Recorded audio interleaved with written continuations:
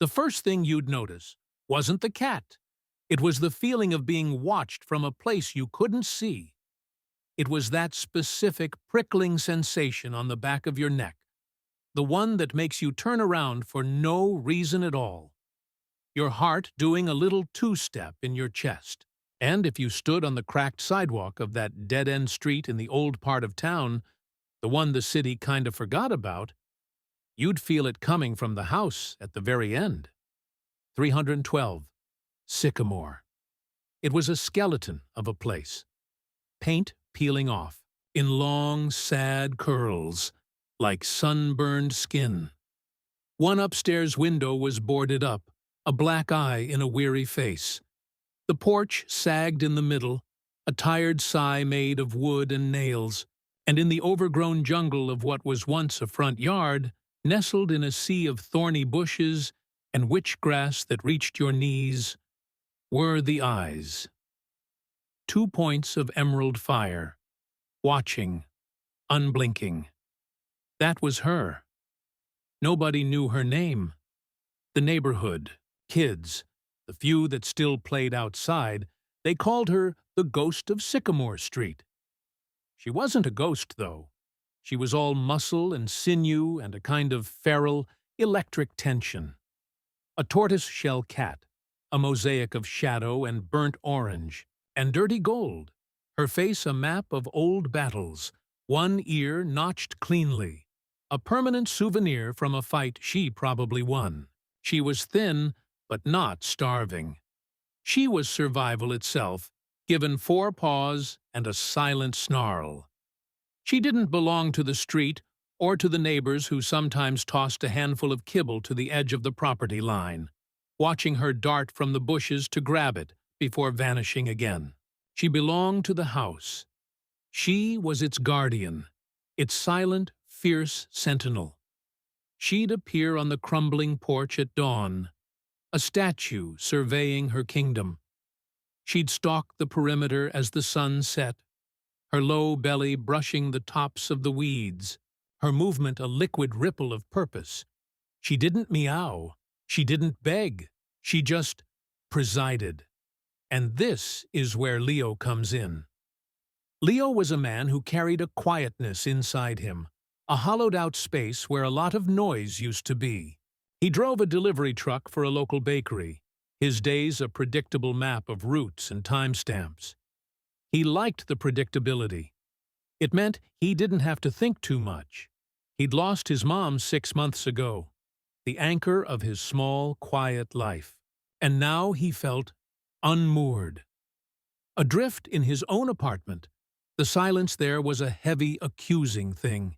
So he took the extra shifts, the ones nobody else wanted, the routes that went to the older, quieter parts of the city. It was on one of these routes, a wrong turn down Sycamore Street, that he saw her. It was a Tuesday, I think. Overcast, the sky the color of a dirty wool blanket. He'd stopped his truck at the end of the cul-de-sac to check his GPS, frustration a low simmer in his gut. That's when he felt it, that watchful feeling. He looked up, and his eyes met hers. She was sitting on the rusted skeleton of a mailbox post, perfectly still, her green eyes fixed on him, on the intruder in her world. There was no fear in that look. It was an assessment, a cold, calculating measurement of threat. Leo, inexplicably, felt a shiver that had nothing to do with the weather. He held her gaze for a moment, something in that wild, untamable presence hooking into the emptiness inside him. He gave a small, almost imperceptible shrug, an apology for the disturbance, and put the truck in reverse. As he pulled away, he glanced in his side mirror. She hadn't moved a muscle. She was still watching him go. He found himself thinking about her the next day, and the day after that. That hollowed-out place in him seemed to echo a little differently, a little softer when he pictured those fierce green eyes. It was a Friday, raining a fine, chilly mist that fogged up his windshield, when he did something he couldn't really explain. He'd finished his route early. On his way back to the depot, He detoured down Sycamore Street. He'd stopped at a convenience store and bought a small can of the cheapest tuna they had. He told himself it was just curiosity, a weird impulse, something to break the monotony of the gray afternoon. He parked his truck a few houses down, not wanting to invade her space too directly. He got out, the mist cool on his face, the only sound the drip, drip, drip from the leaky gutter of a nearby house, and the distant hum of traffic. He walked slowly toward 312, the can of tuna feeling absurdly small and silly in his hand. He didn't see her at first. The yard was empty. The porch was still. He felt a foolish pang of disappointment. Of course, she wasn't just waiting around for some sad delivery guy to show up with a can of fish. He was about to turn back when a movement in the second-story window, the one that wasn't boarded up, caught his eye. The glass was grimy, almost opaque with dirt. But there she was, just her silhouette, a dark shape behind the glass. Watching. Him? She'd been there the whole time. "Hey," he said, his voice soft, almost swallowed by the damp air. It wasn't a greeting so much as an acknowledgement. "I see you, too." He bent down, his knees cracking a protest, and placed the unopened can of tuna on the broken curbstone near the sidewalk, well away from her territory. It was a peace offering, a message in a can. "I'm not a threat." He stood up, shoved his hands in his pockets, and walked back to his truck. He didn't look back, but he felt those emerald eyes on him the entire way. The next day, he did it again. A can of sardines this time. He placed it in the exact same spot. He didn't linger. The following day, Sunday, his day off, he almost talked himself out of it. This was stupid, weird. She was a wild animal. She didn't need his pity or his snacks, but the hollow feeling in his apartment was louder than his logic. He went. This time, he brought a small plastic bowl and a bottle of water. The can from the day before was gone, licked clean, a tiny hollowed-out metal shell left neatly in the grass beside the curb. A strange little thrill went through him. She'd taken it. She'd accepted it. This became the new routine. His deliveries, his empty apartment, and then the drive to Sycamore Street. His quiet visit with the ghost cat. He never saw her take the food. He'd place it down, sometimes say a few quiet words into the stillness, "Rough day today," or "Supposed to get colder tonight." And then he'd leave, and every time the food would be gone the next day. He started to learn her patterns. She preferred salmon to chicken. She hated the cheap gravy-filled stuff. She was a creature of specific, refined taste, this feral queen of the abandoned house. He started noticing other things, too. Small things a less curious person would have missed. The way a particular thorn bush near the porch would shiver a few minutes before she'd appear in the window. The fact that she was always clean, her coat gleaming even in the dull light, which meant she was grooming fastidiously somewhere safe and dry. Inside, he realized, she wasn't just guarding the house from the outside, she was getting inside somehow. One afternoon, about 3 weeks into their strange, silent arrangement, he arrived to find the food from the previous day untouched. The little pile of kibble was soggy from rain, the can of wet food a congealed, sad lump, a cold fist of worry clenched in his gut. Was she okay? Had something happened? He stood there for a long time, the silence of the street pressing in on him, feeling a loss that was entirely disproportionate to the situation. This cat, this animal he'd never touched, never even heard meow, had become a fixed point in his drifting world. Her absence felt like a personal rejection. He was about to leave, the hollow feeling back and bigger than ever, when he saw it. A flicker of movement on the porch. Not her. Something smaller. He squinted, taking a half-step closer, his heart thumping strangely. It was a tiny kitten, a minuscule little thing, the color of dust and ashes, with huge ears and eyes that were still baby blue. It stumbled clumsily on the warped floorboards, let out a silent mew he could only see in the puff of its little chest. And then another appeared behind it. A second kitten, this one with the same tortoiseshell patches as its mother. A perfect miniature. Leo stopped breathing.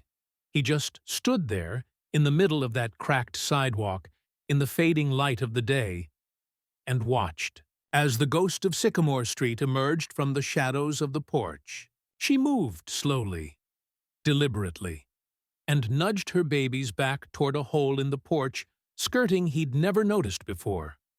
Her home, her secret. But she didn't go in after them. She turned and looked directly at Leo. She held his gaze for a long, long moment. And then she did something she had never, ever done before. She took one step off the porch and into the overgrown yard. Then another. She was walking toward him. Her head was low, her tail twitching.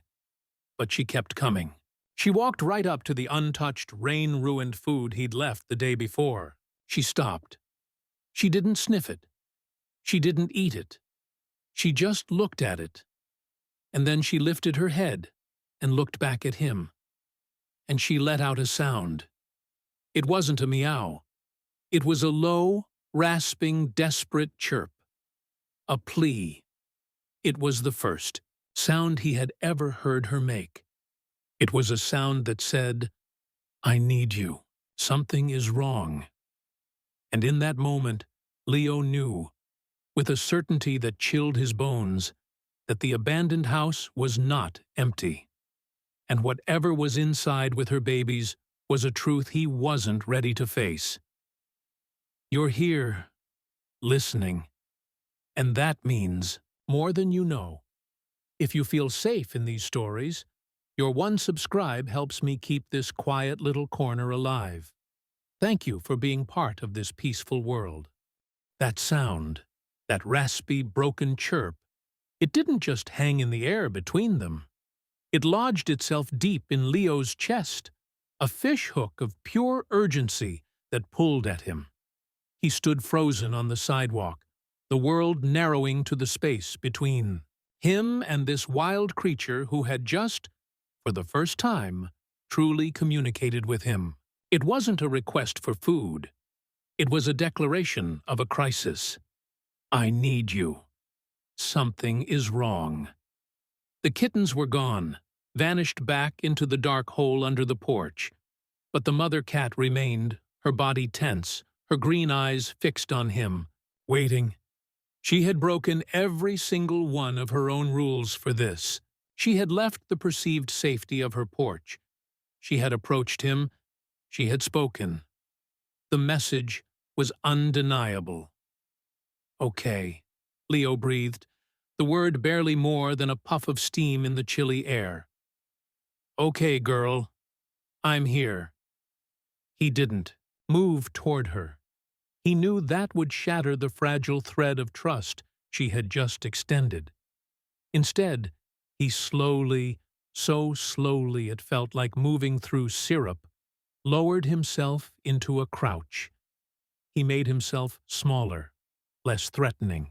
He kept his eyes on her, but he softened his gaze, letting his eyelids droop a little in what he hoped was a universal sign of non-aggression.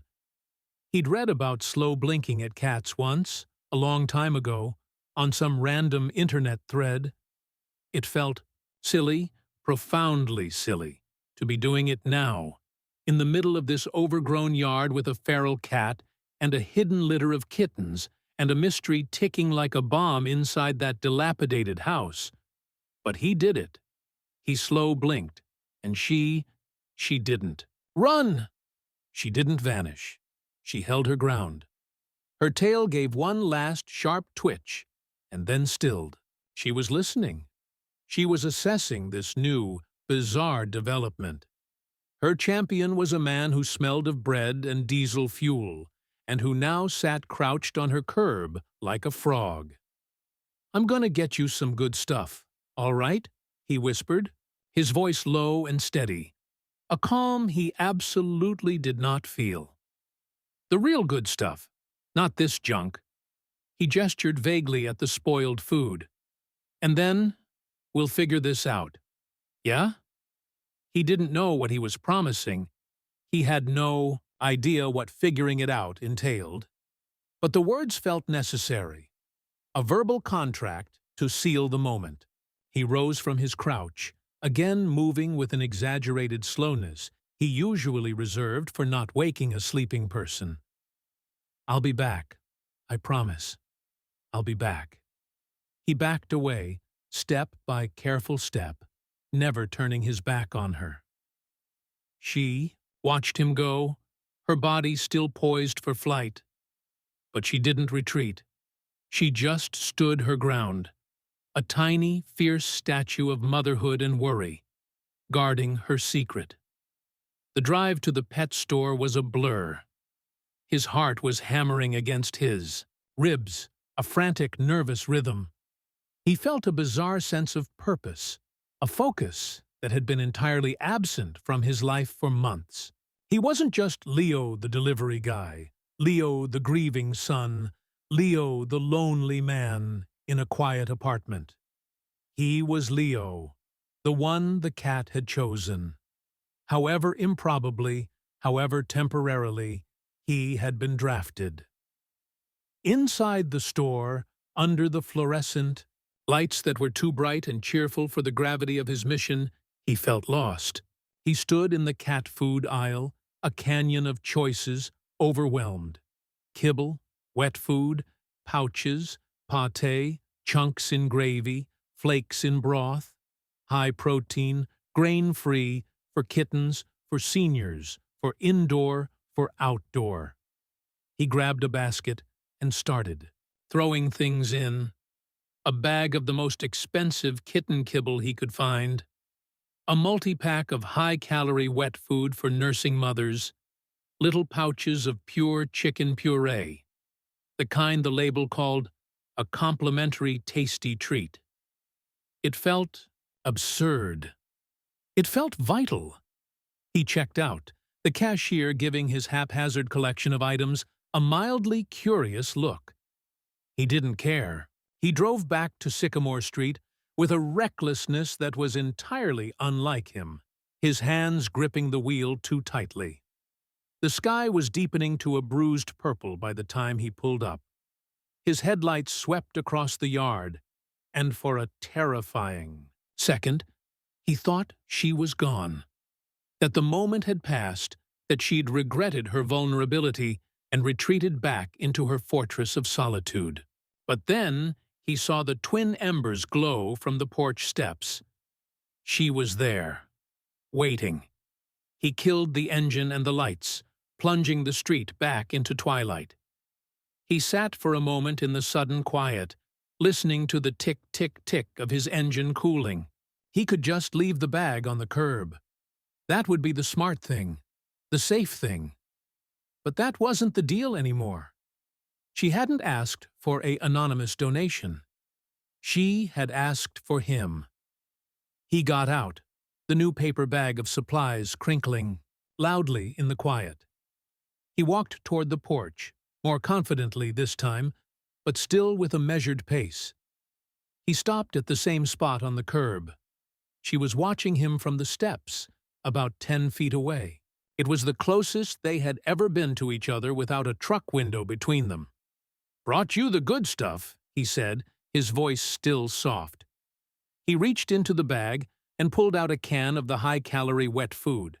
The pop hiss of the ring pull opening was explosively loud in the stillness. The smell was immediate and potent. Rich, meaty, dense. He saw her nose twitch. Her entire body seemed to lean forward an infinitesimal degree, drawn by the scent. He didn't have a bowl. He'd forgotten that. Rookie mistake. Thinking fast, he upended the can onto a relatively flat, clean-looking piece of the broken curbstone, using the lid to scrape every last bit out. It wasn't elegant, but it was a feast. He placed the little pouch of chicken puree next to it, tearing the top off so the smell could mingle with the rest. Then he did the other thing he'd bought. A small, deep plastic bowl. He uncapped a bottle of water he'd brought from his truck and filled it, placing it carefully beside the food. "There, you go," he murmured.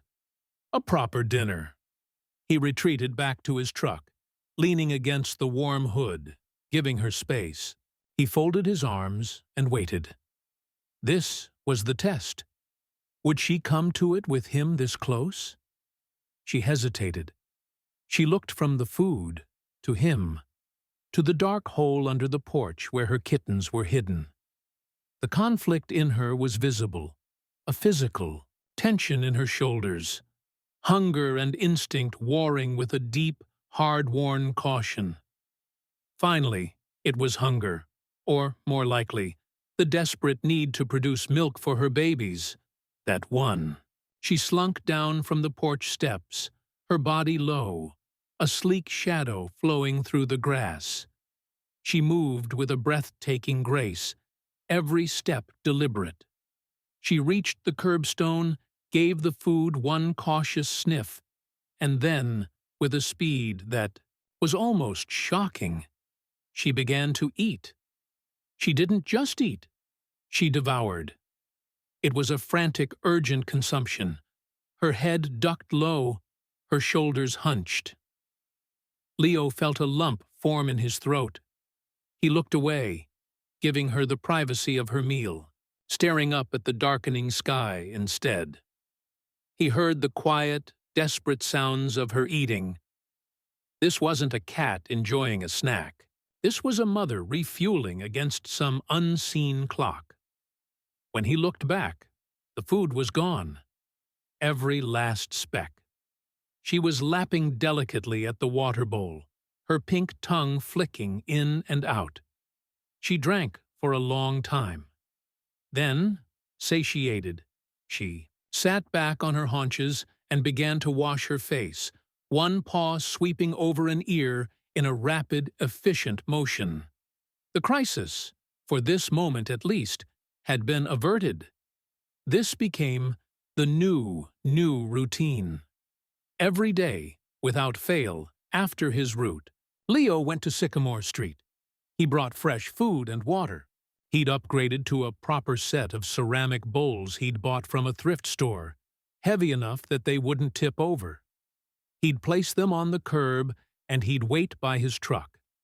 And every day, she would emerge. The waiting period grew shorter.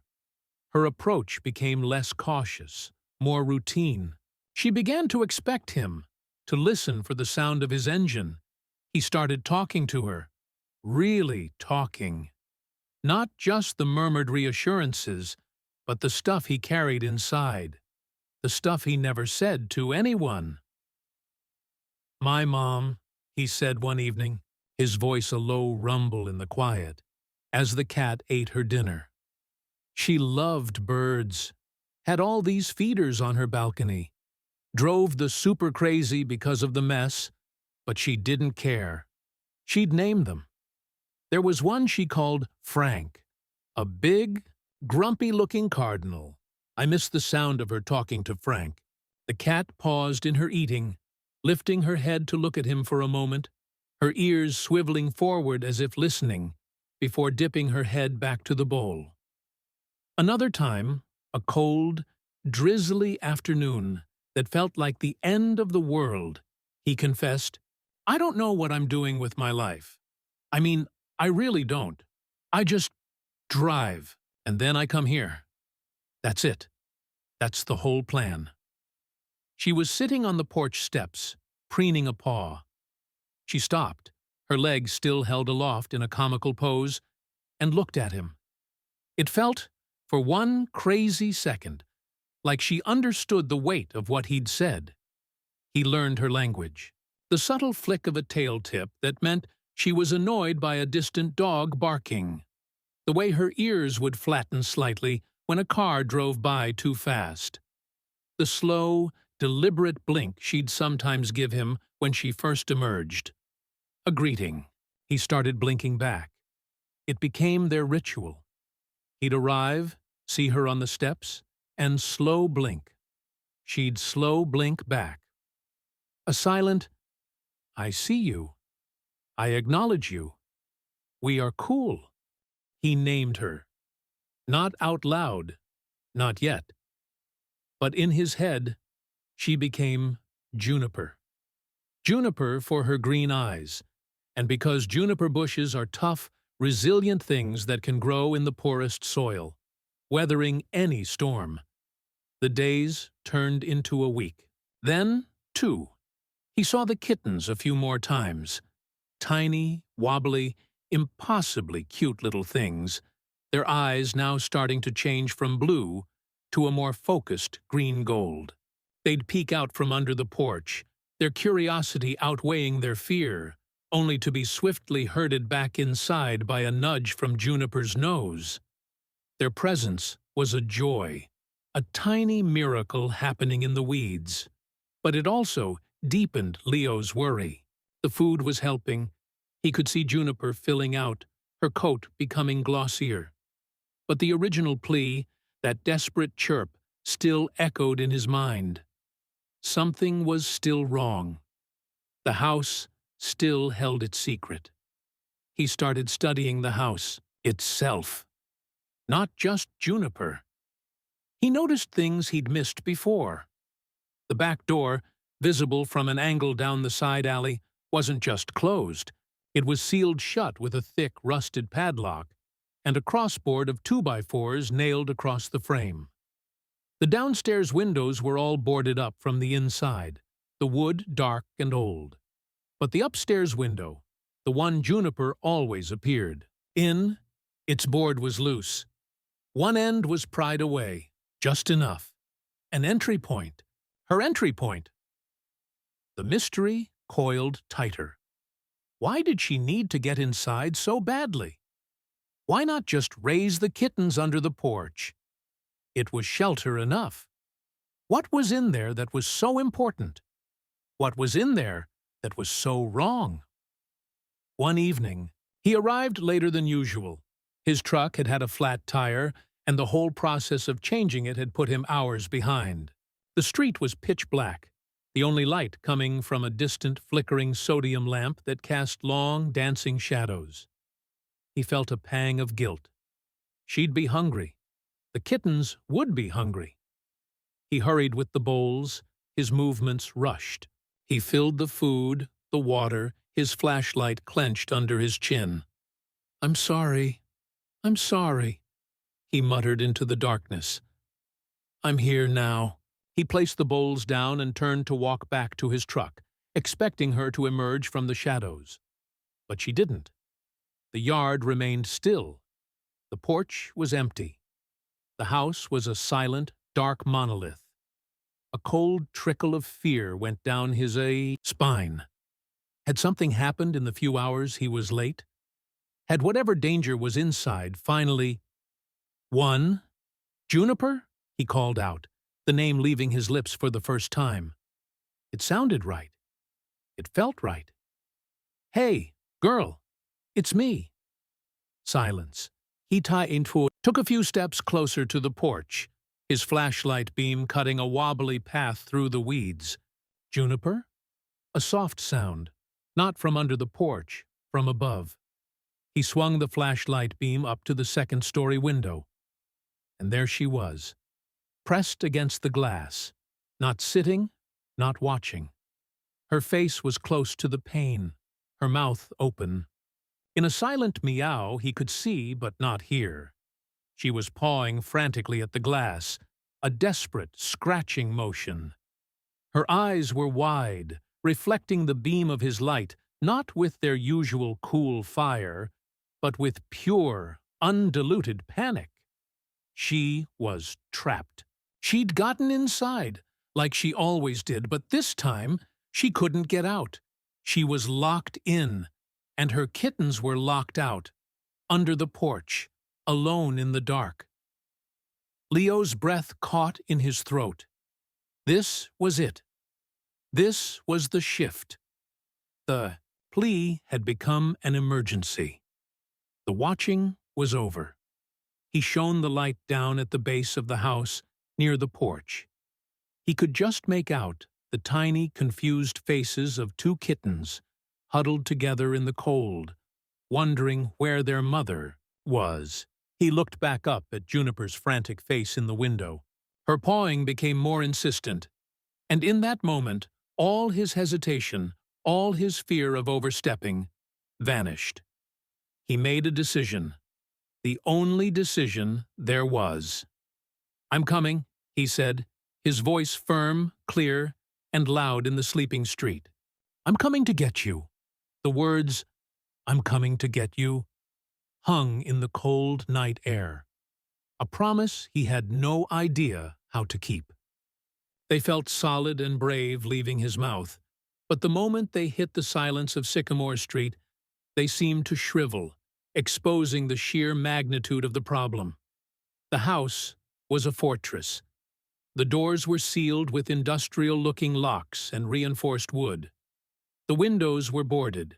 The whole place was a monument to being unwelcome. Leo's flashlight beam trembled slightly as he swept it over the front of the house again, as if he might have missed a secret entrance, a hidden key under a mat. There was nothing. Just decay and barriers. Above him, Juniper's frantic scratching against the glass was the only sound. A desperate, tiny scritch, scritch, scritch that was somehow louder than any alarm.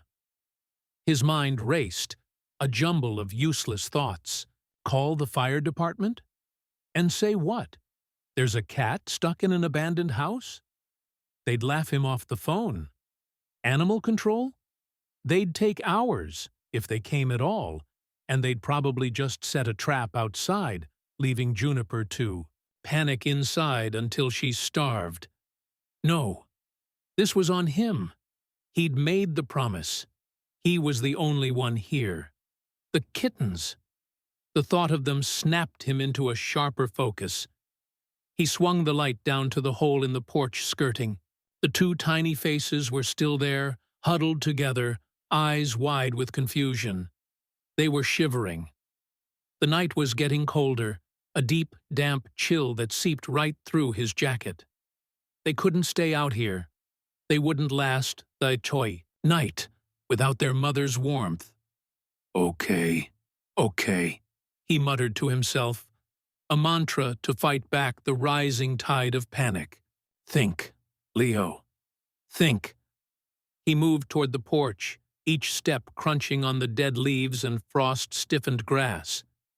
He knelt down, ignoring the cold wetness that immediately soaked through the knee of his jeans. He pointed the flashlight into the hole. It was a tight space, a crawl space, really, dark and smelling of damp earth and something else, something faintly sweet and rotten. The kittens flinched back from the light, letting out tiny, squeaky mews of protest. "It's okay, little guys," he whispered, his voice straining. "I'm just gonna—" He reached a hand toward the hole, then stopped. What was he doing? He couldn't just grab them. They were feral. They'd scratch and bite, and he'd probably terrify them even more. And then what? Put them in his truck? They'd hide under the seats, and he'd never find them. This was a disaster. He sat back on his heels, running a hand through his hair in frustration. Above him, Juniper's scratching became more frantic. She could hear her babies. She could hear his voice. She knew he was right there, and yet impossibly far away. Her silent meows were screams he felt in his bones. He stood up, pacing a few steps in the yard, the beam of his light jerking around erratically. There had to be a way in. There had to be. Juniper got in and out. She wasn't a ghost. She couldn't walk through walls. She had a way. He started circling the house, his flashlight probing every shadow, every potential weakness. The side alley was narrow, choked with weeds and discarded junk. An old bicycle frame, a moldy stack of newspapers tied with twine. The windows on this side were also boarded tight. The back door was, as he'd noted before, a dead end, sealed, shut with a determination that felt personal. It was on the far side of the house, the side that butted up against a neighbor's overgrown hedge, that he found it. Something his light had almost passed over. A basement window, well, it was old, made of crumbling cinder blocks, half filled with soggy leaves and murky water. The window itself was small, maybe big enough for a child, or a very determined man to squeeze through. And it was broken. Not just cracked. Most of. The glass was gone, leaving a jagged toothed grin in the frame. The remaining shards looked viciously sharp. But that wasn't what made his breath catch. Lying across the opening, almost like a macabre offering, was a thick, flattened cardboard box. It was wet and sagging in the middle, but it was clearly placed there intentionally. To cover the hole? To make a ramp? It was worn, weathered, and covered in a tapestry of tiny, muddy paw prints. This was it. This was her door. A wave of relief, immediately followed by a surge of pure terror, washed over him. He had a way in, but it was a dark, jagged hole into the belly of a house that had been left to die. Who knew what was down there? Rotting floorboards, nails, rats, spiders, asbestos. The list of horrors unspooled in his mind. He wasn't an adventurer. He was a baker's delivery man. His idea of risk was driving in the rain. He looked back toward the front of the house, though he couldn't see Juniper from here. He could still hear her, though. The scratching had stopped, replaced by a new sound, a low, guttural, rhythmic sound that carried through the still night. A sound he felt more than heard. Burp!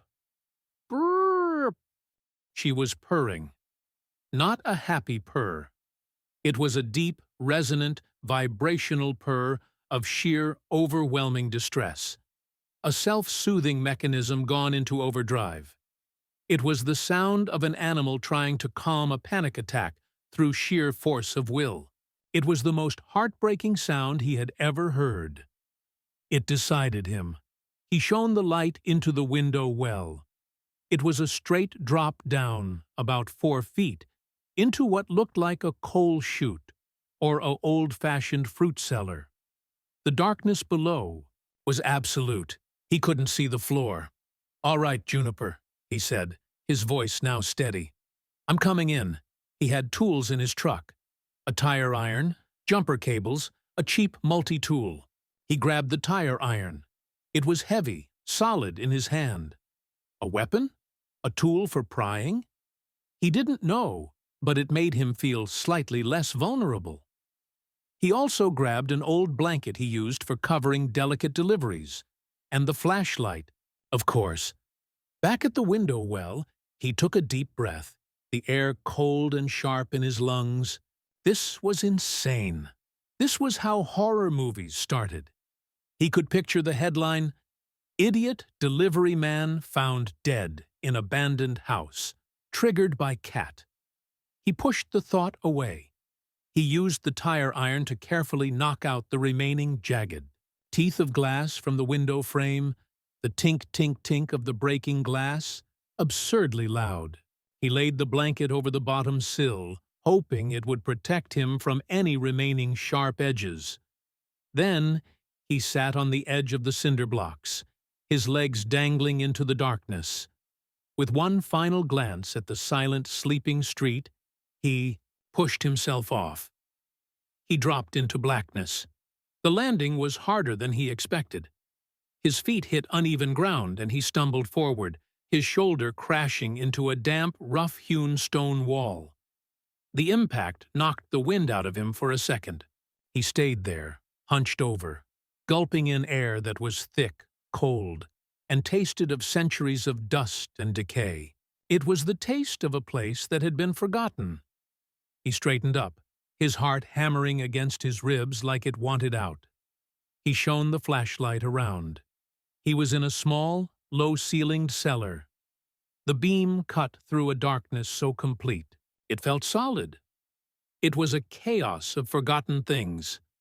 Wooden crates, their slats splintered and soft with rot. Mason jars, some empty, some containing things so desiccated and discolored he couldn't identify them. Ancient, rusted tools hanging. From nails on the wall, their shapes ominous and strange in the dancing light.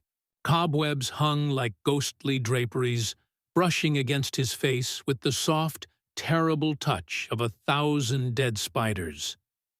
The purring was louder down here. It echoed faintly through the floorboards above him, a desperate vibrational hum that guided him. He had to find a way up. There was a doorway, its door long since gone, leading to a set of wooden stairs. They looked unstable. The wood was dark with moisture, bowing in the middle. He tested the first step with his foot. It groaned a long, low protest, but it held. He started to climb, moving slowly, the tire iron held tight in one hand, the flashlight in the other. The stairs led up to a door at the top, which was slightly ajar. He pushed it open, the hinges screaming a metal-on-metal shriek that made the purring above him stop dead. Silence. She was listening now. He'd announced his arrival. He stepped through into the main house. The smell hit him first. It was different, up here. Less of the wet earth, more of time. Dust, yes. Mountains of it. Old wood, dry rot. The faint, sweet smell of mouse droppings. But underneath it all, something else. Something almost familiar. A faint, ghostly scent of lemon polish. And cinnamon? It was so faint, so buried under the decades of neglect, that he thought he might be imagining it. The flashlight beam was his only lifeline. It illuminated a narrow hallway, the wallpaper peeling off in great curling strips, revealing the lathe and plaster beneath. The floor was covered in a thick carpet of dust and debris. He could see his own footprints appearing behind him like the only footsteps on the moon.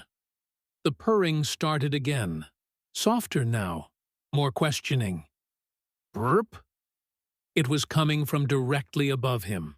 The staircase to the second floor was just ahead, a dark maw leading upward. He moved down the hall, his steps slow and careful, the floorboards creaking under his weight. The beam of light passed over doorways to rooms lost in shadow. A living room. He caught a glimpse of a chair, its upholstery shredded by time or animals, its stuffing erupting like pale guts. A dining room. A table still set with plates, everything covered in a gray, fuzzy shroud. It was like a museum of a life that had just stopped. He reached the foot of the stairs. They were grander than the cellar steps, but just as ominous. The banister was thick with dust. He put a hand on it, and it came away gray and gritty. He started to climb. Each step was a chorus of groans and creaks, the sound violently loud in the profound silence. He felt like an intruder, a grave robber. This wasn't his place. These weren't his memories. But Juniper's purr was pulling him upward, a siren's call of distress. He reached the top landing. The purring was very loud now, just down the hall to his right. The hallway was shorter up here, with 3 doors. 2 were closed. One, the one at the very end, was the room with the window. The door was open, just a crack. He moved toward it, his pulse thrumming in his ears. He pushed the door slowly. It swung inward without a sound. The room was different. The flashlight beam swept across it, and he froze. This room wasn't shrouded in dust and decay. It was clean, not spotless, not by a long shot, but lived in. The dust was disturbed, swept into piles in the corners as if by a persistent, furry broom. In the center of the room was a nest. A proper nest made of old, dry leaves, shredded newspaper, and soft-looking moss, all arranged in a perfect circle. It was surrounded by little treasures: a bright blue bottle cap, a smooth white stone, a tarnished silver spoon, a yellow feather. This was Juniper's home, her sanctuary inside the ruin. And there, in the middle of the nest, was Juniper herself. She was pressed against the boarded-up window, but she had turned to face him as he entered.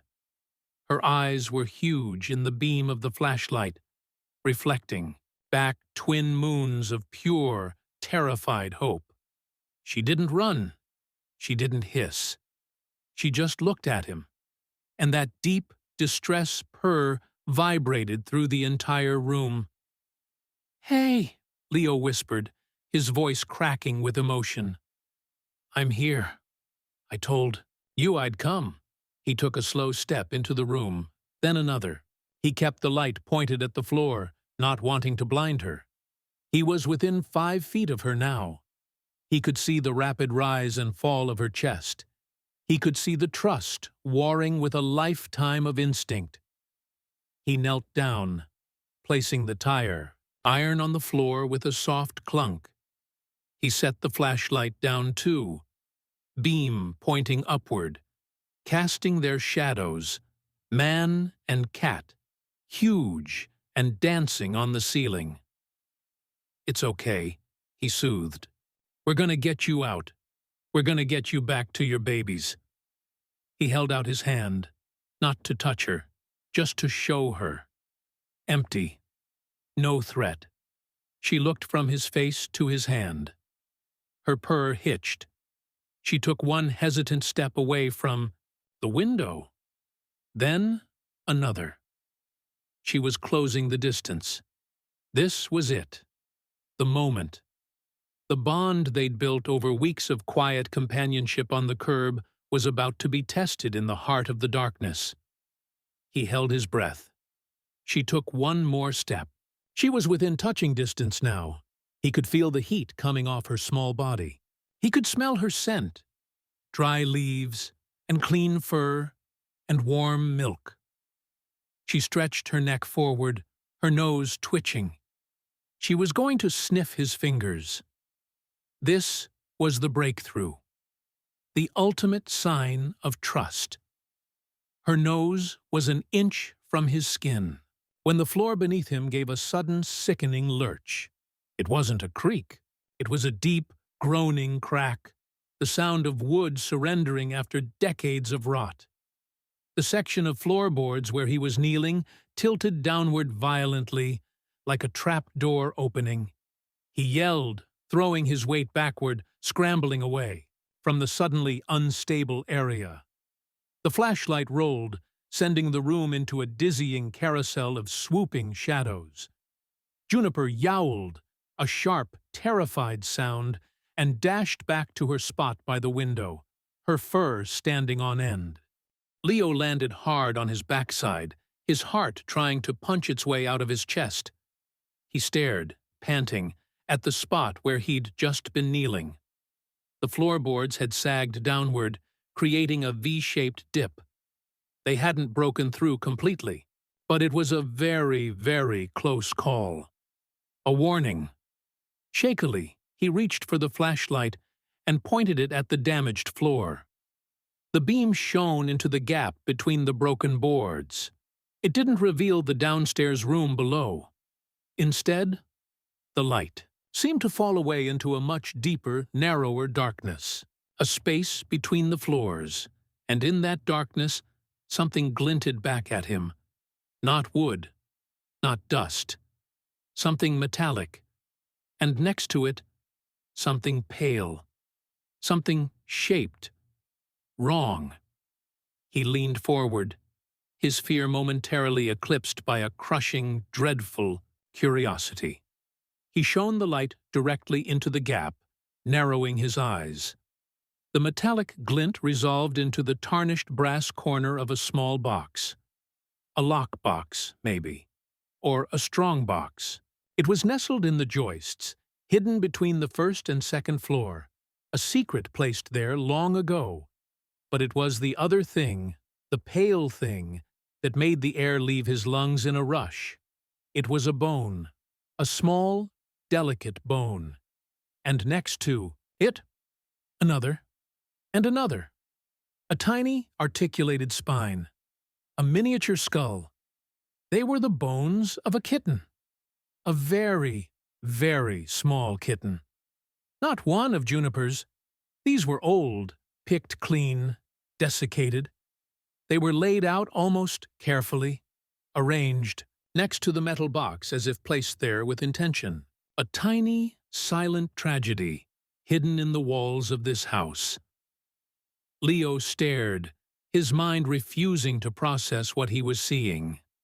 The purring had stopped completely. The only sound was the frantic beating of his own heart. Juniper was watching him, her green eyes wide, not with her own fear now, but with an ancient, profound sadness, as if she had always known this secret was here. She had never been just guarding the house. She had been guarding what was inside it. She had been trying to show him, to tell him all along. The mystery hadn't been solved. It had just cracked open, revealing a deeper, darker, and far more heartbreaking truth hidden in the walls. Time stopped. The world shrunk down to the jagged, dark mouth of that broken floorboard, to the terrible, silent secret it had just vomited into the dim light. Leo couldn't move. He couldn't breathe. He could only stare, his mind trying and failing to assemble the pieces into a picture that made any sense at all. A tiny, ancient skeleton. A metal box, hidden away, guarded. A low sound pulled him back. Not a purr, a groan. A deep, structural groan from the house itself, as if the revelation had caused it physical pain. The floor beneath him shifted again, just a tremor. A reminder that this entire situation was balanced on a knife's edge of rotten timber. The movement broke his paralysis. He scrambled backward on his hands and heels, putting distance between himself and the precipice, his back hitting the solid wall next to the doorframe. He sat there, chest heaving, drawing in great gulps of the dusty, sorrow-filled air. His eyes darted from the hidden bones to Juniper. She was still pressed against the window, but her posture had changed. The panic was gone, replaced by a weary, profound stillness. She was watching him, her green eyes pools of an old, inherited grief. She wasn't surprised by what he'd found. She knew. She had always known. This was the wrong thing. This was the source of the desperate chirp that had started it all. She wasn't just trapped tonight. She was forever tethered to this sadness, and she had been trying to share the weight of it. "You knew," Leo breathed, the words a puff of dust in the air. "You were trying to show me." She blinked slowly, a deliberate, heartbreaking gesture. Yes, the terror of the falling floor was gone, burned away by a white-hot need to understand. He had to see. He had to know what was in that box. He had to know whose tiny bones those were. It was no longer a choice. It was an imperative that came from a place deeper than curiosity, deeper than fear. It was a debt he owed to the cat who had trusted him, and to the silent story screaming from the darkness between the floors. But the floor was a trap. He couldn't just reach in. The whole section could give way, sending him crashing down and likely destroying the hidden cache in the process. He looked around the room, his flashlight beam darting like a nervous bird. His eyes landed on the tire iron he'd dropped. It was lying near the nest, next to the yellow feather and the silver spoon. An idea, fragile and desperate, began to form. Moving with a caution that made every muscle ache, he got to his hands and knees. He distributed his weight, testing each board before putting his full pressure on it. He crawled, not toward the hole, but toward the far wall, keeping to the perimeter of the room where the floor felt more solid. He reached the tire iron, his fingers closing around the cold, reassuring steel. Then he saw it. Lying half under Juniper's nest was an old, warped coat hanger, the wire kind. Someone's forgotten laundry from a lifetime ago. It was perfect. He grabbed it and slowly, so slowly, crawled back toward the hole, stopping a few feet away. He could see the glint of the metal box, the pale, heartbreaking curve of the tiny skull. His hands were shaking so badly he could barely function. He took a deep breath, forcing a calm he did not feel into his limbs. He straightened out the coat hanger, leaving one hook at the end. Then, lying flat on his stomach, he inched forward until his head and shoulders were over the void, the rotten wood creaking a warning beneath him. He held his breath, praying the floor would hold. He extended the tire iron first, using it to carefully, so carefully, pry at the sagging floorboards around the metal box. The wood was soft with dry rot. It splintered and gave way with little crunches, enlarging the hole just enough. Each sound was a gunshot in the silence. Dust and debris rained down into the darkness below. Juniper watched him, motionless, her intense focus, a physical thing in the room. Finally, he had a clear shot. He set the tire iron down and picked up the straightened coat hanger. His hand was still trembling. He willed it to stop. This was like defusing a bomb. One wrong move, and the box could be knocked deeper, lost forever in the bowels of the house. He lowered the hooked end of the hanger into the gap. The space was tighter than it looked. He had to maneuver it at an awkward angle. The hook scraped against the tarnished brass of the box. His heart leapt into his throat. He adjusted, his arm cramping with the strain. The hook caught. It slipped. It caught again on what felt like a latch. He held his breath. Slowly, ever so slowly, he began to pull. The box resisted, snagging on a nail or a splinter. He stopped, his pulse hammering in his ears. He wiggled the hanger gently, applying minuscule amounts of pressure. He felt the nail give, and then it was moving, scraping across the wooden joist, inch by agonizing inch. It felt impossibly heavy, weighted down with decades of secrets. His muscles screamed in protest. The wood beneath his chest groaned ominously. But he didn't stop. He kept pulling, a slow, steady drag, until the edge of the box cleared the broken floorboard. He dropped the hanger and lunged forward, his fingers closing around the cold, gritty metal, just as the floor under his elbow gave way with a sickening crack, falling into the darkness below. He yelped, scrambling back, clutching the box to his chest like a life-preserver. He lay on his back, panting, staring up at the water-stained ceiling, the cold, hard truth pressed against his pounding heart. He'd done it. He sat up, his back against the wall. Juniper had taken a few steps toward him, her eyes fixed on the box in his lap. She wasn't afraid of it. She seemed reverent. It was a small, strong box, the kind you'd keep important papers in. The brass was green and tarnished, the metal body scuffed and dented. It was locked.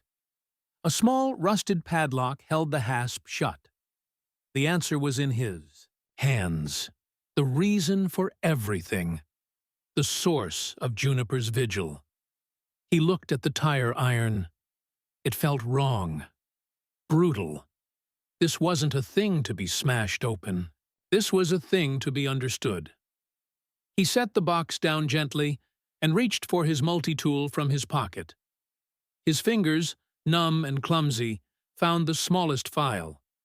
He inserted the tip into the keyhole of the padlock. It was a futile gesture. He wasn't a locksmith.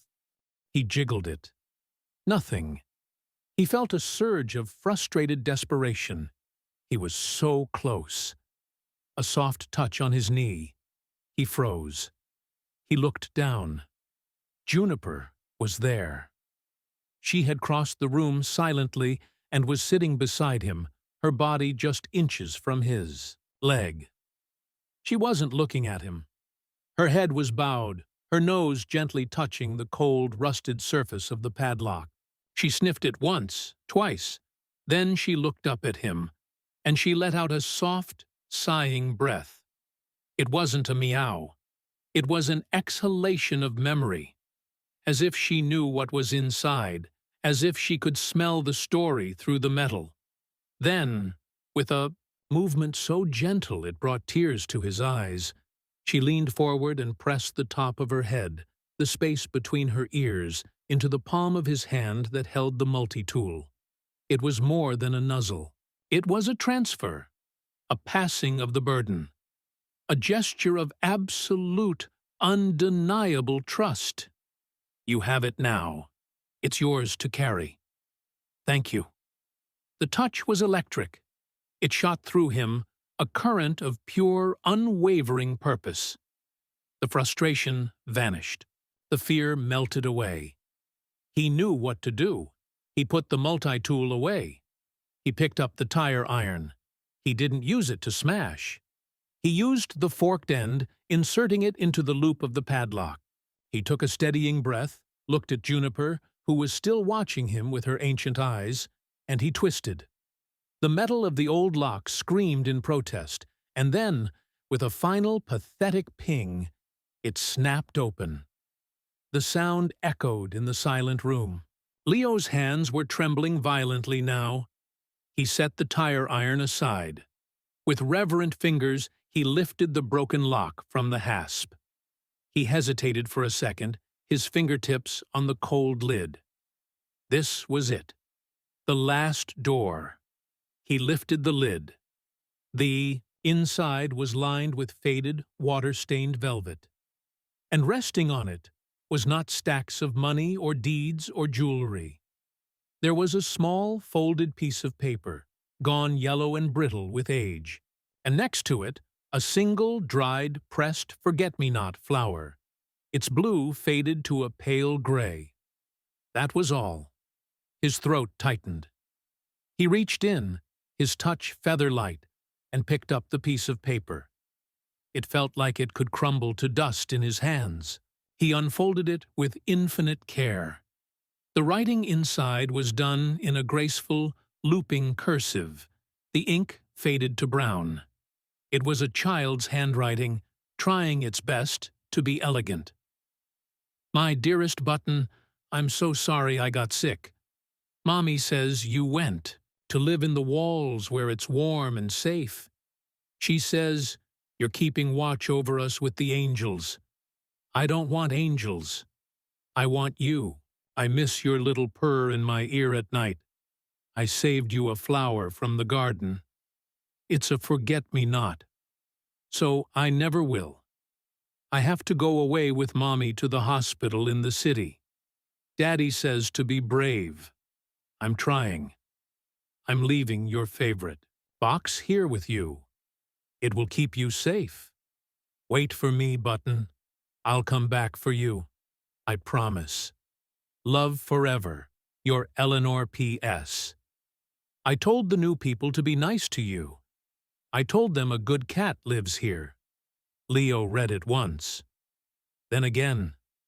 The words blurred. He couldn't get air into his lungs. The pieces, the terrible, beautiful, heartbreaking pieces, all fell into place with a silent, seismic shift.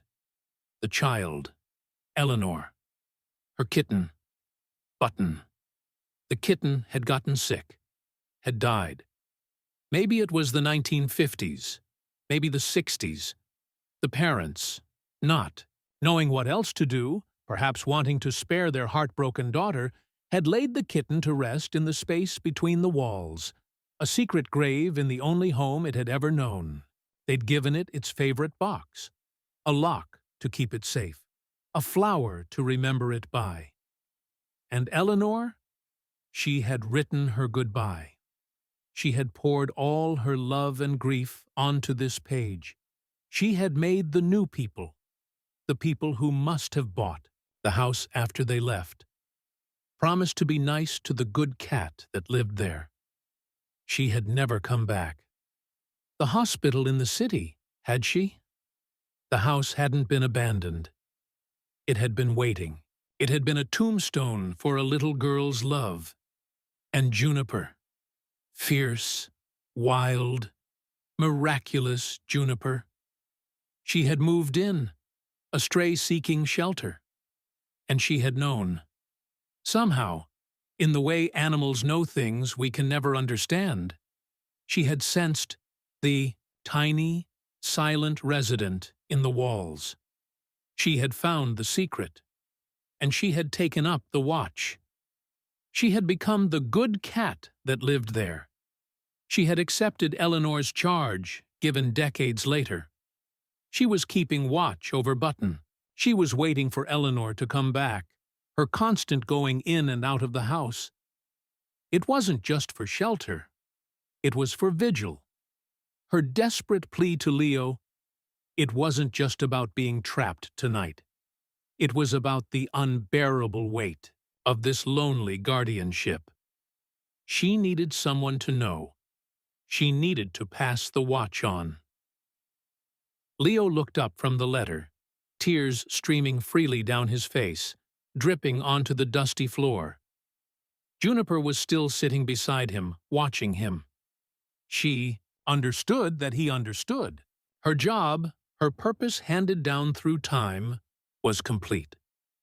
She leaned forward again and nudged his hand with her head, a soft, purring rumble starting in her chest. This time, it wasn't a purr of distress. It was a purr of relief, of gratitude, of a sorrow shared.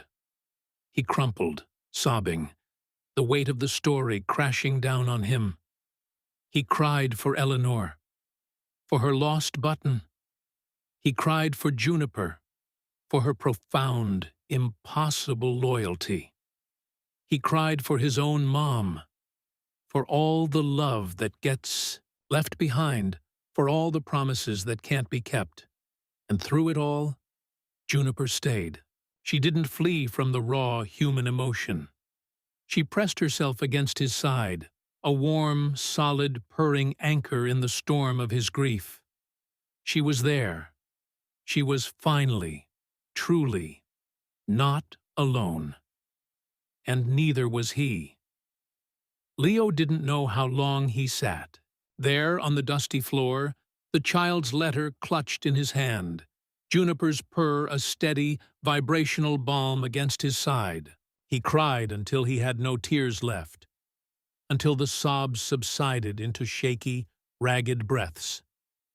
He cried for a little girl he'd never met and a kitten who had died half a century ago. He cried for the impossible, faithful cat who had taken up a watch she never asked for. And yes, he cried for himself, for the hollow, aching space inside him that had just been flooded with a strange, painful, beautiful light. It was Juniper who moved first. She gave his hand one final soft headbutt, then stood up, stretching her back in a long, elegant arc. She looked at him, then at the open doorway, then back at him. Her message was clear. The vigil is over. It's time to go. The practicalities of the world began to seep back in. The kittens.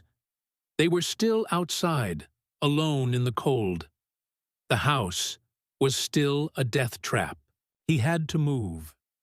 With a tenderness that felt new in his hands, he placed Eleanor's letter and the pressed flower back into the strongbox. He closed the lid. It didn't need a lock anymore. Its secret was known, its weight shared. He tucked the EE box securely under his arm. He would protect it now. It was the least he could do. Getting out was easier than getting in. Juniper led the way, padding silently down the creaking hallway, down the treacherous stairs, her tail held high like a banner. She knew the safe path, the solid boards.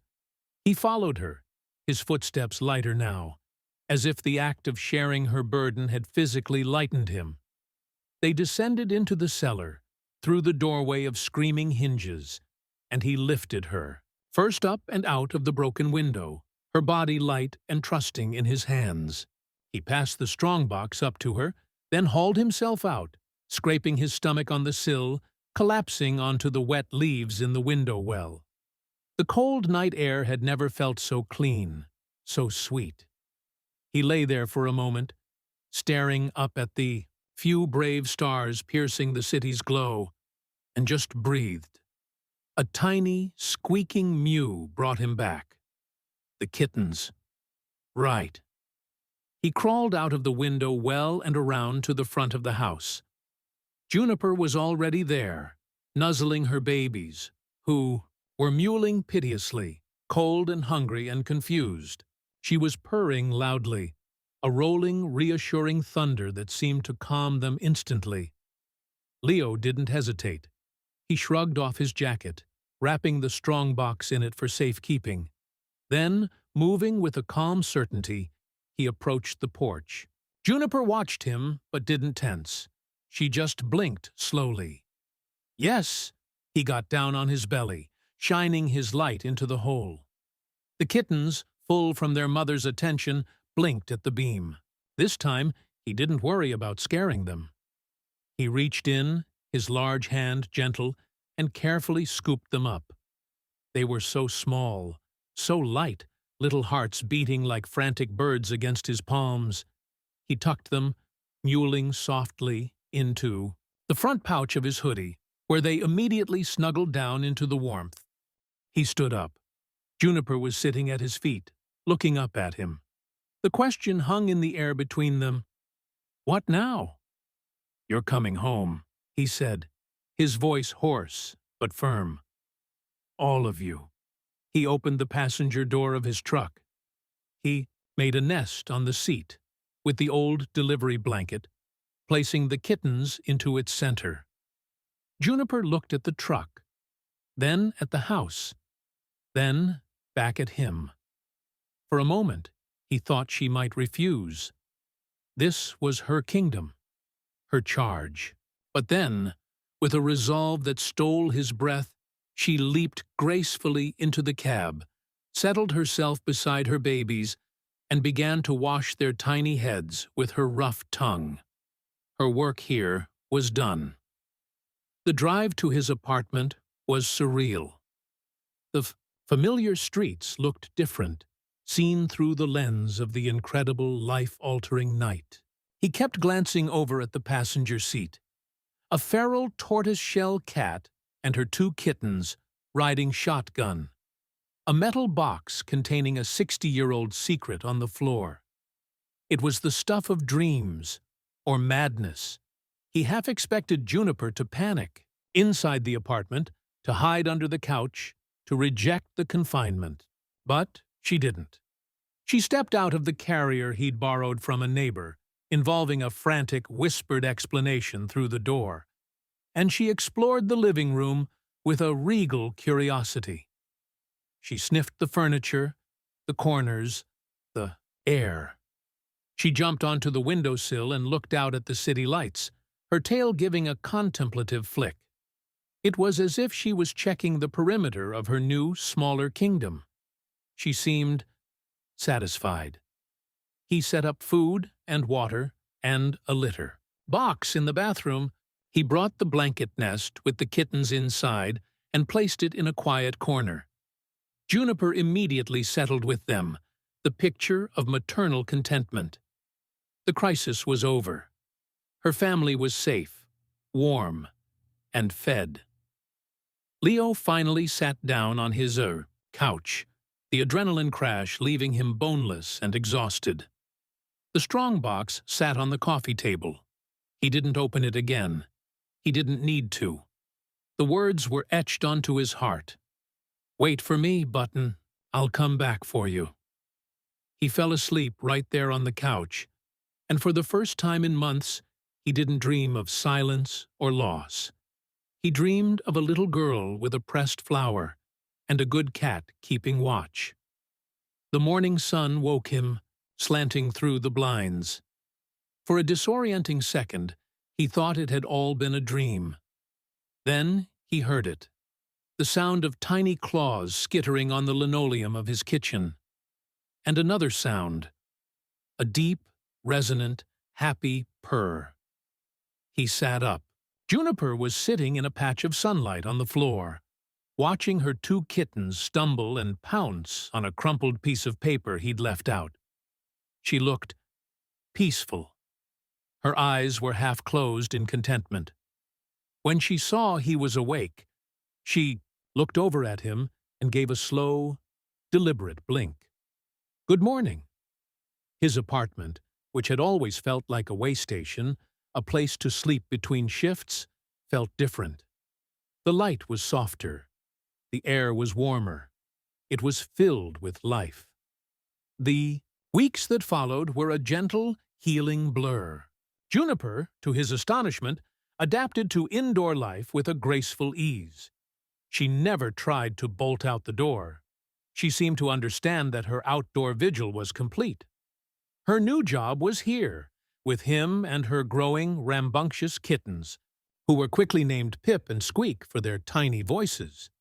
Leo's life began to change shape around them.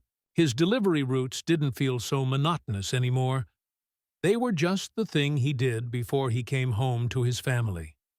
The silence in his apartment was gone, replaced by the rumble of purring, the pitter-patter of paws, the occasional crash of a knocked-over knick-knack.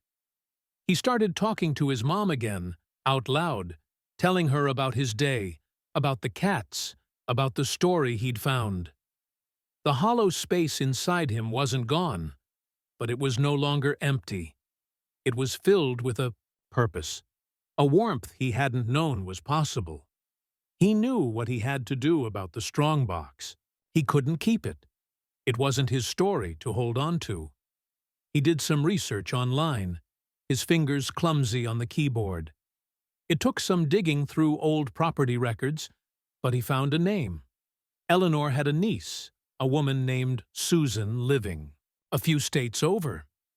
It was a long shot, but he had to try. He wrote a letter. He kept it simple. He explained that he'd been caring for a stray cat that had been living at the old house on Sycamore Street. During a winter storm, he'd found a way inside to rescue her and had discovered something hidden in the walls. He said he believed it belonged to her aunt, Eleanor, and that he thought she might want to have it.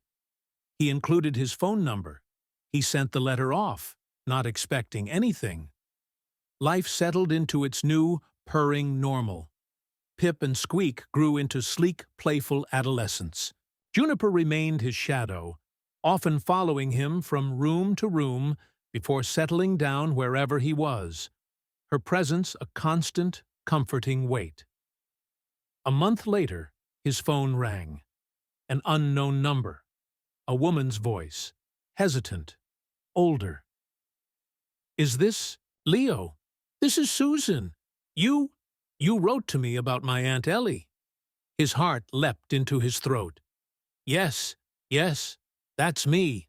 There was a long pause on the other end of the line. He could hear her breathing, shaky. She talked about Button her whole life, Susan finally said, her voice thick with emotion. It was the great sadness of her childhood. They'd had to leave so quickly for her treatment. Tuberculosis, you know. And she always believed she'd go back one day. She never did. She passed away 5 years ago. But she never forgot that cat. Leo closed his eyes. "I'm so sorry," he whispered. "Don't be," Susan said, and he could hear the smile in her voice through the tears. She lived a long, happy life, but she would have loved to know that someone was still looking after Button, that the good cat was still there. She took a deep breath. Would you mind reading me the letter?" I'd love to hear her words. So, Leo, sitting on his sunlit couch with Juniper purring in his lap, read Eleanor's letter to her niece over the phone. His voice didn't shake this time.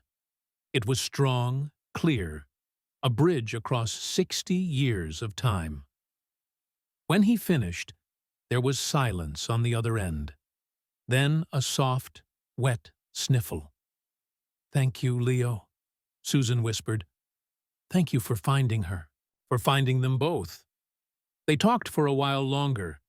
He promised to mail the strongbox to her the next day. Before they hung up, Susan said one last thing. Aunt Ellie would be so happy to know that the good cat finally found a home too, and a good human to look after her. He hung up the phone and looked down at Juniper. She stretched, yawned, and looked up at him with those deep green eyes, as if to say, "I know. I always knew." The story was complete. The circle was closed.